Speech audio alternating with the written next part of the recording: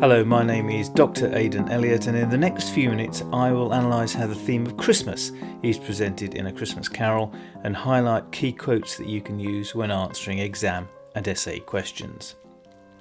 Today, Christmas is primarily a time for exchanging presents within the family, but in A Christmas Carol, Dickens is more interested in the spirit of Christmas, which is described as a good time, a kind, forgiving, charitable, pleasant time.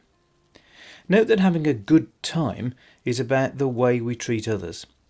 That's why at the beginning of this story, Scrooge's nephew Fred goes to see Scrooge to wish him a Merry Christmas and to invite him over for dinner. He's being kind and charitable. Also note that the two portly gentlemen who then arrive ask Scrooge for money to help the poor, which is an act of charity. It's this attitude of kindness, forgiveness and charity that creates what is described here as a pleasant time, a feeling of delight and pleasure. Fred is in fact the character who best embodies the spirit of Christmas. He's the first character to mention Christmas when he says, "A Merry Christmas, Uncle, God save you." Merry Christmas is now such a cliched phrase that it's worth looking at it in more detail to see what it really means. Merry means wishing someone happiness. Christmas means a Mass for Jesus Christ, which is a church service where churchgoers eat bread and drink wine in remembrance of Christ and the values he stood for, kindness, forgiveness and charity, amongst others. And why God save you? Well, Fred also wants Scrooge to recognise God's existence so that he can be saved from damnation after death. And what is Scrooge's response to this? Bah! Humbug. Now, humbug refers to something deceptive or dishonest. So Scrooge is saying that he thinks the ideas of God and the idea of Christmas are dishonest. They're essentially fictions that should not be believed. This exchange sets out the opposite positions of the two men at the beginning of the story. Now, Fred's idea of the Christmas spirit being a kindly attitude towards others is summed up in this description of him in stave 4. Now, it wasn't for the sake of anything he might be able to do for us, so much as for his kind way, that this was quite delightful. Fred is being praised here for the kind way he treated Bob Cratchit, not for what Bob thought Fred might be able to do for them or even give them. It is this kind way of behaving that creates a delightful feeling.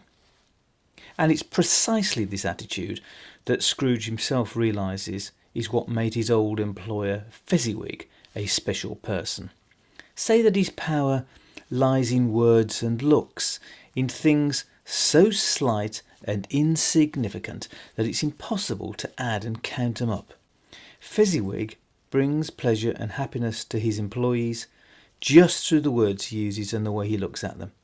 Scrooge describes them as slight and insignificant because they can't be added up, like the thing Scrooge values, money. But the clear implication is that it is money that is actually insignificant. Now, this idea of joy and pleasure is then amplified by the words and phrases used at this point in the story. Excitement, rubbed his hands, laughed, jovial, fire, snug, warm, beaming, lovable, affectionate. And at the end of the evening described, Fezziwig and his wife stand by the door and shake hands with every person as they leave.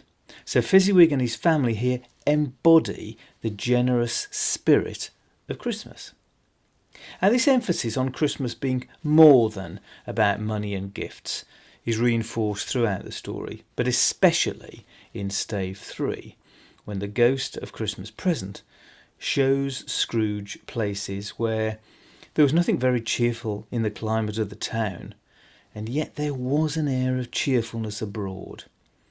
Now, the word cheerful is the most important here. The place being described doesn't seem designed to promote cheerfulness, yet the people there are cheerful, and cheerful means causing happiness. It's an attitude to life that affects others positively.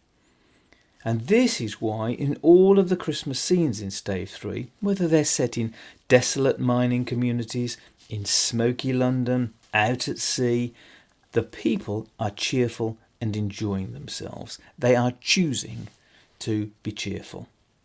Now these examples reinforce what Fred had said at the beginning of the story, that Christmas is the only time I know of when men and women seem by one consent to open up their shut up hearts freely. So what's important here is that people open up their hearts, become kinder of their own volition. They do it freely. But note that they only tend to do it at Christmas. What Dickens is implicitly suggesting is that we should act kindly all year round, not just at Christmas.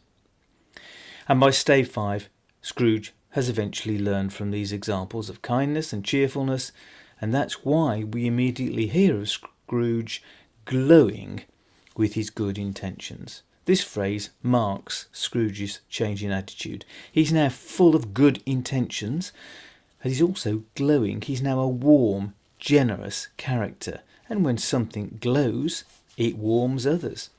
And in this way, he's embodying the spirit of Christmas. In fact, that's exactly how Dickens describes him at the end of the story. He became as good a friend, as good a master, and as good a man as the good old city knew, or any other good old city, town or borough in the good old world. Embracing the true spirit of Christmas makes us good in many ways, which is why Dickens repeats the word 6 times here to reinforce his point. In fact, the word good appears regularly in this story. It's actually used 68 times, coming just behind the word Christmas, which is used 84 times. So these two words become, in a way, synonymous with each other. To embrace the spirit of Christmas is to be kind and charitable, and that is what makes it a good time. So in summary, Christmas in this story is a time to be generous and kind to others, and as we adopt this attitude, we will also become happier ourselves. Dickens' wider message is, of course, that our goal should be to embody the Christmas spirit all year round, because it is by this means that we will create a world that is better for everyone. So do look out for some of these features as you read this story, and I hope that this video has given you some useful insights that will help you to get a greater understanding of Charles Dickens' A Christmas Carol. Give a thumbs up if you enjoyed this video and subscribe now so that you never miss any of my future posts.